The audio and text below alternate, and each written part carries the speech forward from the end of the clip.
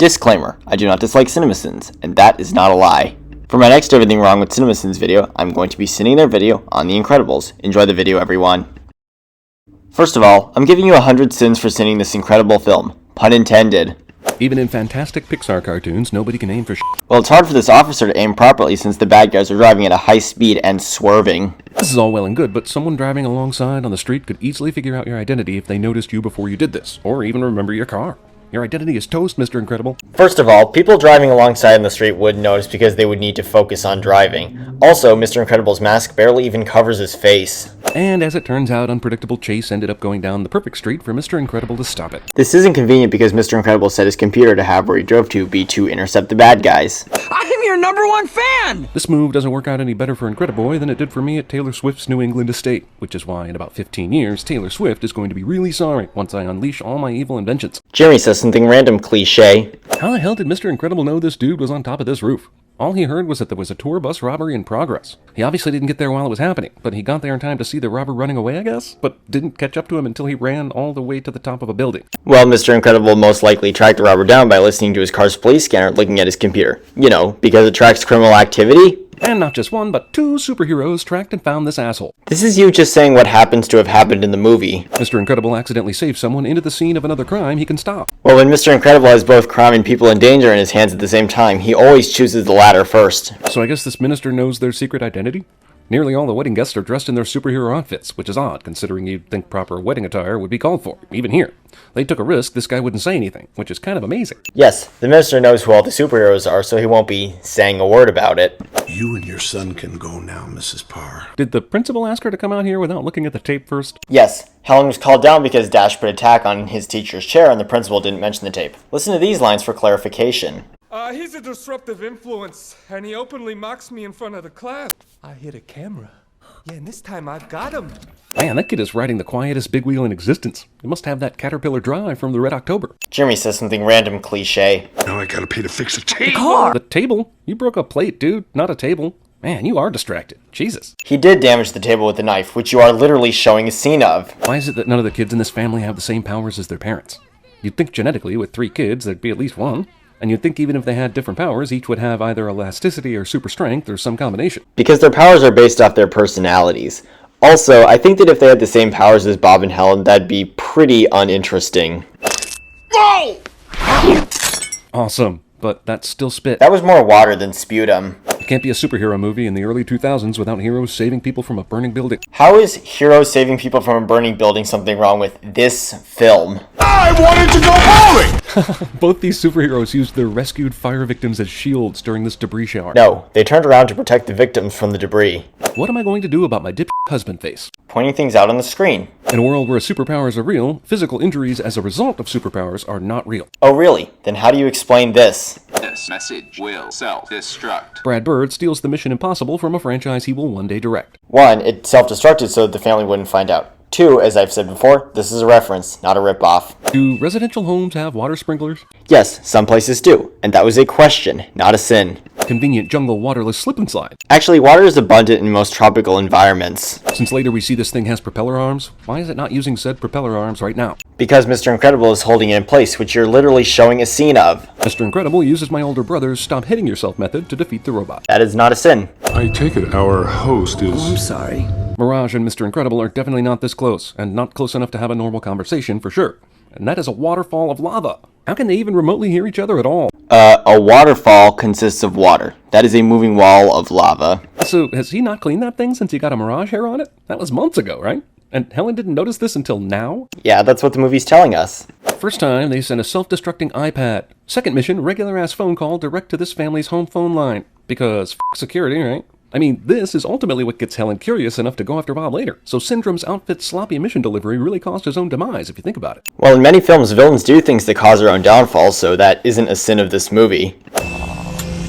Life reading negative. Mr. Incredible terminated.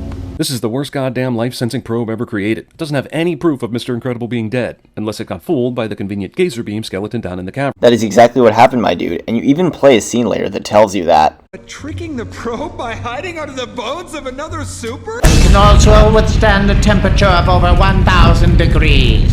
Yes, but can the baby's face? You have a good point, but this is done for comedy, as we all know that that'd be unlikely to happen to Jack. Also, you used your ding sound during the voiceover. What happened to the sin count? So, Super Genius Syndrome uses a 6-letter password for the computer that holds the secret to all his island operations. Okay, so what's the sin here? That it's a short password? It's pretty ridiculous that all these superheroes died and there wasn't one word about it through their network.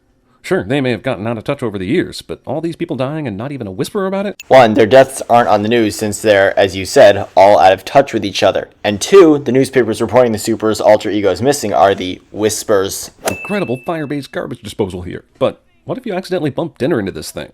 Shouldn't the fire at least be button activated? As I've said many times before, that doesn't happen, so you can't sin this movie for that. Encouragement abuse.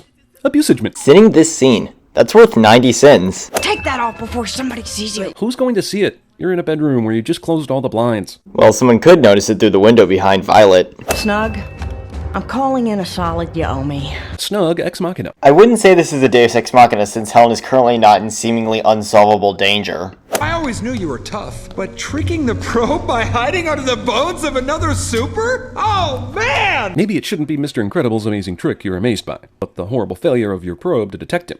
Besides, hiding under?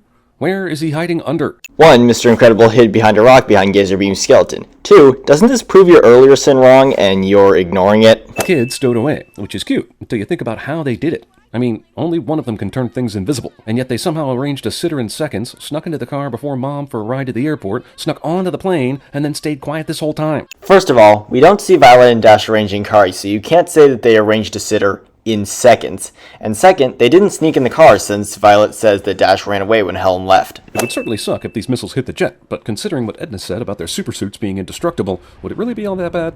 They'd probably survive that, which we would then sin. Firstly, Violet and Dash's suits were not shown to be indestructible as evidenced by these on-screen quotes. Secondly, they crash in the ocean when the missiles do hit the jet, and you don't think that's really all that bad? Guess it's a good thing Dash decided to check this cave out at this very moment in time, or else they would have been toast. Unless those suits are as awesome as Edna says they are, where your very face doesn't get burned somehow. Jack's suit was the only one able to withstand heat. That's how freaking far the flames went? Yes. Syndrome still hasn't killed Mr. Incredible for some reason. There actually is no use for Mr. Incredible anymore, so the only reason why he's still here is just so he can be saved by his family. In these types of movies, the main character never dies. Look, I don't care how awesome these little jungle speeder things are, they aren't catching up to the Dash we've seen in this movie. And they only catch up because of this.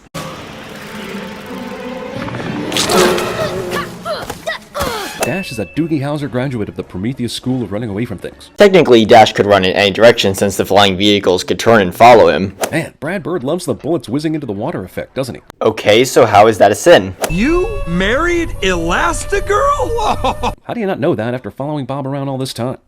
Okay, so maybe you don't recognize her because she doesn't have her mask on, but you got Mirage to do some hardcore stalking, and she knew what Bob looked like without his mask on, so I don't get your surprise at all. Because the movie showed that Syndrome had not learned the location of Elastigirl. Syndrome tried to create a perfect superhero-killing robot, but accidentally invented AI, which, surprisingly, the movie slides right on by without a second thought. No, it doesn't, because the more the Omnidroid is fought, the more its knowledge increases on how to beat its opponents. Drums remote! Come on, man, what are you, a rookie? Bob just didn't expect the Omnidroid to hear him. Why are there no labels on this remote that explains what each one does? Man, that's some elementary stuff right there, but Syndrome decided, nah, I can memorize it. He probably thought exactly that. I mean, he knows what they do. He created the remote. The only thing hard enough to penetrate it is... Yeah, but I thought Syndrome built an upgrade to the robot you destroyed, and wouldn't that be part of the upgrade? You mean this is actually going to work? The upgrade was to make the Omnidroid smarter and defeat its opponents more easily. Even with that, what they do works. This is some incredible aim by Mr. Incredible here, to take out the robot's brain core, considering he couldn't see the core and the claw rocket changed directions after he let go of it. There's no indication in this movie that that was a brain core. No one else in the neighborhood besides Big Wheel Kid concerned about this huge disturbance. But the kid was excited, not concerned. I'm pretty sure I would have figured out these people's secret identities by now. But no one notices. And here's the end result, everybody. The sin total was 311, and the sentence will be working undercover. Thank you for watching, everybody, and have a nice day.